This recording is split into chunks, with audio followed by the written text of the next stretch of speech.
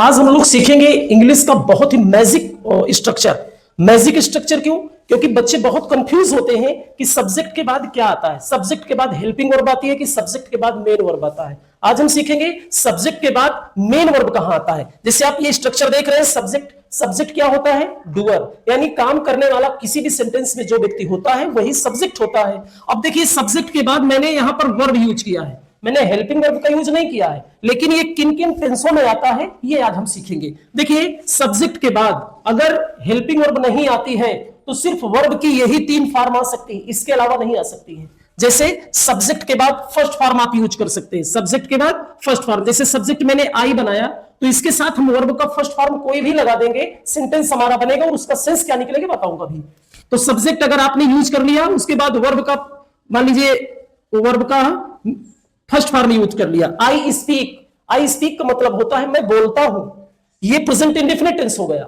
उसके बाद वर्ब का सेकंड फॉर्म देख लो, लेकिन ध्यान दीजिए ये वर्ब का फर्स्ट फॉर्म है और इसी में वर्ब का फिफ्थ फॉर्म भी आता है। इसको मैं एक साथ लेके चलता हूं, यानी ये प्रेजेंट इंडेफिनिट है, इसमें क्या होगा? सब्जेक्ट के बाद वर्ब का फर्स्ट फॉर्म आएगा, हेल्पिंग वर्ब नहीं आती है। फिर अगर हमने सब्जेक्ट मान लिया ही, तो ही के बाद जो भी सब्जेक्ट आएगा वो आएगा फिफ्थ फॉर्म।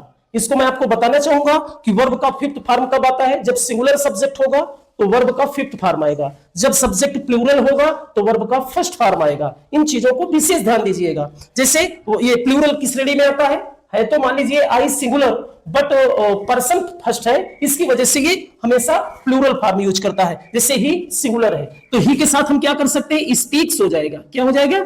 स्पीक्स हो जाएगा, वह बोलता है, इसका सेंस आएगा वह बोलता है। और इसके बाद तीसरा है सब्जेक्ट के बाद आपको सेकंड फॉर्म यूज करना है। सेकंड फॉर्म कब? ध्यान दीजिएगा, सेकंड फॉर्म यूज करना है तो इसमें कोई बाउंडेशन नहीं है, सब्जेक्ट चाहे सिंगुलर हो या प्लूरल हो, उसके बाद आपको सेकंड फॉर्म यूज करना है। बहुत इजी है, बस समझने का फेर है। अगर आपने ये 2 टेंस सीख गए तो आप इंग्लिश में टॉकिंग भी कर सकते हैं, राइटिंग स्किल में क्वेश्चन आंसर भी बहुत आसानी से बना सकते हैं। जैसे देखिए, यू सेकंड फॉर्म क्या होगा? स्पोक। क्योंकि आपको इंग्लिश सीखना है बेटा तो आपको वर्ब जरूरी है कि बिल्कुल से वर्ब तैयार रखें। वर्ब का हर फॉर्म किस टेंस में यूज होता है इसे भी ध्यान रखना है। तो यू स्पोक, तुमने बोला, तुमने बोला था या बोला, तो ये हो गया वर्ब के बाद सेकंड फॉर्म, फर्स्ट फॉर्म और फिफ्थ फॉर्म आ गया। लेकिन अगर इन्हीं में आपको निगेटिव सेंटेंस बनाना हो तो निगेटिव सेंटेंस जैसे ही बनेंगे सभी में वर्ब का फर्स्ट फॉर्म आ जाएगा। उसका आपको मैं बताना चाहूंगा फार्मूला क्या होता है। उसका फार्मूला होता है सब्जेक्ट के बाद आप यूज कर सकते हैं डू नॉट, यूज कर सकते हैं डज नॉट, आप यूज कर सकते हैं डिड नॉट। डिड नॉट, ये 3 यूज आप कर सकते हैं। इसके बाद वर्ब का फर्स्ट फॉर्म और अदर वर्ड आप यूज कर सकते हैं। आप इस फार्मूले को ध्यान देंगे।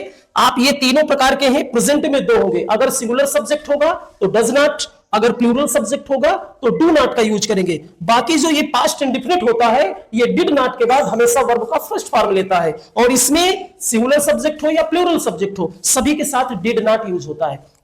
इसी का मैं एग्जांपल आपको बताना चाहूंगा। जैसे मैं डू नॉट का लेता हूं, जैसे I do not speak, I do not speak, मैं नहीं बोलता हूं। फिर डज नॉट का आप ले लीजिए, आई डज नॉट आ जाएगा, सॉरी आई नहीं होगा, सिंगुलर सब्जेक्ट होगा, ही आ सकता है, राम भी आ सकता है ना, ये सिंगुलर सब्जेक्ट है। Ram does not speak, first form आएगा, इस चीज को आप ध्यान दीजिएगा। और इसके बाद पास्ट इंडेफिनिट वाला है जो डिड वाला है, तो उसमें तो कोई भी सब्जेक्ट आप यूज कर सकते हैं। जैसे सी कर दिया मैंने तो she did not speak, she did not speak. तो आज मैंने आपको बताया कि सब्जेक्ट के बाद मेन वर्ब आती है और उसके बाद उसका निगेटिव में वर्ब का फर्स्ट फॉर्म आता है। Without helping verb simple sentence कैसे बनाए जाते हैं और किन किन टेंसों में हेल्पिंग वर्ब सिंपल में नहीं लगती है, आपने ये सीखा। ये बहुत इंपॉर्टेंट था। क्या आपको जानकारी है? अगर आपको है तो अच्छी बात है, लेकिन अगर आप चैनल में नए जुड़े हैं तो आपके लिए वीडियो बहुत ही इंटरेस्टिंग रहा। पूरा वीडियो देखें तो आपको समझ में आया कि इंग्लिश क्या चीज होती है। आपने देखा मैंने आपको पहचान हिंदी से नहीं इंग्लिश से करवाया है। तो वीडियो अच्छा लगा हो तो अधिक से अधिक लाइक और शेयर करें, ताकि आप हमसे जुड़े रहें और आपको नए नए जो वीडियो आते हैं, नए नए चैनल जो वीडियो आते हैं पढ़ने के, वो आप तक आराम से पहुंच सके बिल्कुल अच्छे से। तो आज की वीडियो में बस इतना ही, मिलते हैं कल। Thank you.